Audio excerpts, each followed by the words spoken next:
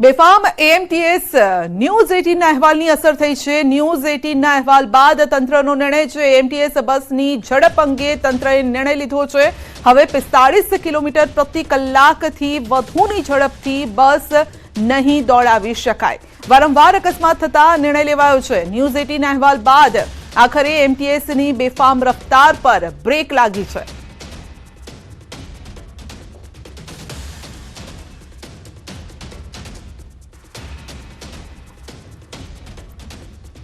तो अकस्मात पर एएमटीएसના ચેરમેને પણ પ્રતિક્રિયા આપી છે કે વારંવાર થતા અકસ્માતને લઈને ધરમસિંહ દેસાઈનું નિવેદન છે અકસ્માત દુઃખદ ઘટના છે, કોઈ રીતે સાખી લેવાય તેમ નથી। એએમટીએસ બસની સ્પીડ પર કંટ્રોલ કરાશે। હવે એએમટીએસ બસની સ્પીડ 40 થી 46 કિલોમીટર પ્રતિ કલાક રખાશે। અકસ્માતમાં દંડની રકમ પણ વધારાશે। અકસ્માત બાદ બસ એફએસએલ માટે મોકલવી પડશે। બધા વિષયો આયા પછી શરૂઆત અમે કરી કે ભાઈ ડ્રાઈવરોને ટ્રેનિંગ આપવી, તો ડ્રાઈવરને અત્યાર સુધી ટ્રેનિંગ બી આપી રહ્યા છે। એ પછી કેમેરા બી આપણે મૂક્યા કે ભાઈ ડ્રાઈવરોના સ્ટીયરિંગ સાથેના કેમેરા દેખાય, જેથી એ લોકોની પ્રવૃત્તિ શું છે એ આપણે ધ્યાનમાં લઈ શકીએ। એક્સિડન્ટ વખતે કઈ રીતના એ લોકો ડ્રાઇવિંગ કર્યું એ બી આપણને દેખાઈ શકે।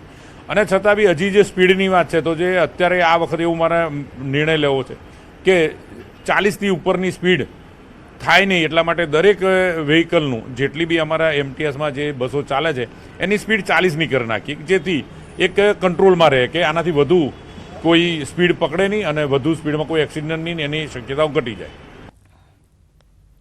વડોદરામાં પીવાના પાણીની લાઇનમાં સર્જાયું છે ભંગાણ। ગોત્રી ગાર્ડન પાસે પાણીની લાઇનમાં ભંગાણ સર્જાયું। પાણીની લાઇન લીકેજ થતા શુદ્ધ પાણીનો વેડફાટ થયો છે। વહેલી તકે સમારકામ કરવું અનિવાર્ય છે। માત્ર 15 દિવસમાં 7થી વધુ સ્થળોએ ભંગાણ થયું છે અને પાણીની લાઇનમાં અનેકવાર ભંગાણ થતા પાલિકાની કામગીરી પર સવાલ ઉભા થયા છે।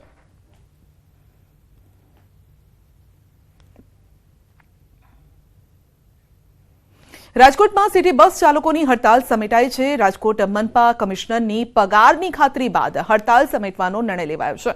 બસ ચાલકો અને એજન્સી વચ્ચે મનપાએ સંકલન કરાવ્યું છે કે સમય કારણે બીઆરટીએસ અને બસ સેવાના ડ્રાઈવર સવારથી જ કામથી અળગા રહ્યા, જે બાદ મહાનગરપાલિકા દ્વારા એજન્સીને સમયસર પગાર કરવા બાબતે સૂચના આપવામાં આવી અને ખાતરી બાદ હડતાલ સમેટવાનો નિર્ણય લેવાયો છે। જો કે વહેલી સવારે બસ સેવા બંધ રહેતા પ્રવાસીઓ અટવાયા હતા। ઊંચા ભાડા ચૂકવીને ખાનગી વાહનોમાં પ્રવાસ કરવા મજબૂર બન્યા।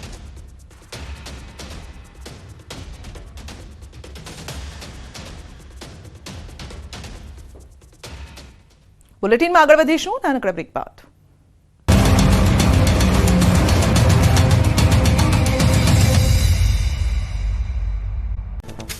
દાહોદમાં પડેલા માવઠાના કારણે એપીએમસીમાં ખુલ્લામાં પડ્યો માલ પડ્યો। ખુલ્લામાં પડેલી તમામ જણસી તરબોળ થતા લાખો રૂપિયાનું નુકસાન। યાર્ડમાં ખેડૂતોની જણસ રાખવા પૂરતી જગ્યા ન હોવાનું વેપારીઓનું નિવેદન। અંબાજીના સફેદ માર્બલને મળ્યું જીઆઈ સર્ટિફિકેટ। અંબાજીનું માર્બલ ઉચ્ચ ગુણવત્તાનું સાબિત થયું। આ પથ્થર મજબૂતીમાં કેલ્શિયમ માત્રાથી ભરપૂર છે। આ માર્બલની ખાણો 1000 થી 1200 વર્ષ જૂની હોવાનું મનાય છે।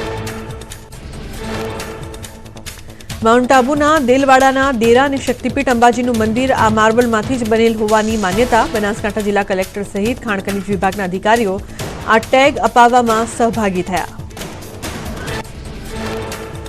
ટેગ મળતા અંબાજીના માર્બલની વેલ્યુએશન મોટા માર્કેટમાં ઘણી ઊંચી થઈ છે, ત્યારે સરકાર જીએસટી દરમાં કરે ઉદ્યોગપતિઓને આશા। હાલ જીઆઈ વેપારીઓમાં ખુશીનો માહોલ છવાયો। સાબરકાંઠાના મોડાસિયા કડવા પાટીદાર દ્વારા બાળકો માટે ત્રિદિવસીય સમર કેમ્પનું આયોજન કરાયું। કેમ્પમાં દીકરીઓને આત્મરક્ષાની તાલીમ અપાઈ। બાળકોને મોબાઈલ અને ટીવીથી દૂર રાખી રમતો રમાડવામાં આવી। 100 થી વધુ શિક્ષકો, 100 થી વધુ સ્વયંસેવકો, 100 જેટલા સમાજના અન્ય હોદ્દેદારોએ આ કેમ્પનું આયોજન કર્યું। સવારના 6 વાગ્યાથી શરૂ કરાયો કેમ્પ, જેમાં બાળકોને ઇન્ડોર આઉટડોર સેલ્ફ ડિફેન્સ શીખવાડવામાં આવી।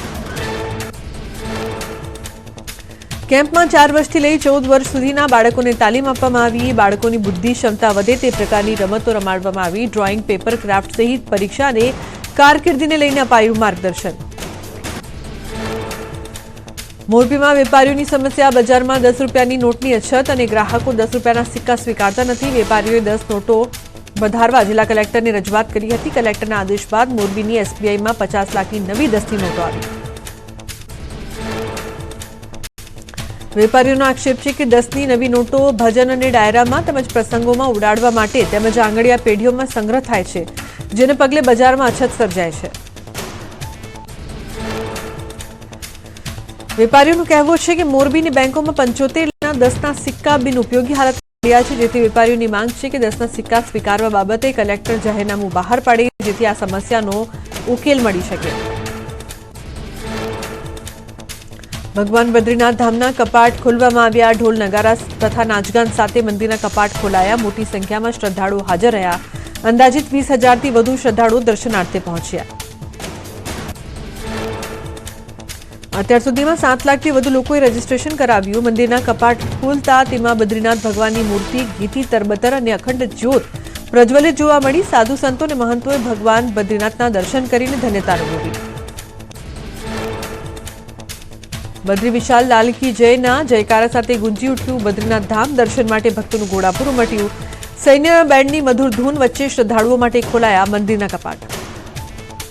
વિવિધ સ્થળોએ ટ્રાફિક જામ, વિવિધ સ્થળોએ વાહનો થંભી જતા મુસાફરો પરેશાન।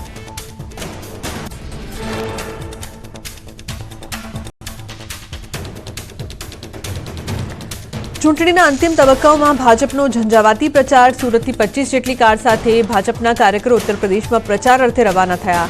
પ્રવીણસિંહ અશોકસિંહના નેતૃત્વમાં સુરતના ભાજપના કાર્યકરો કરશે પ્રચાર।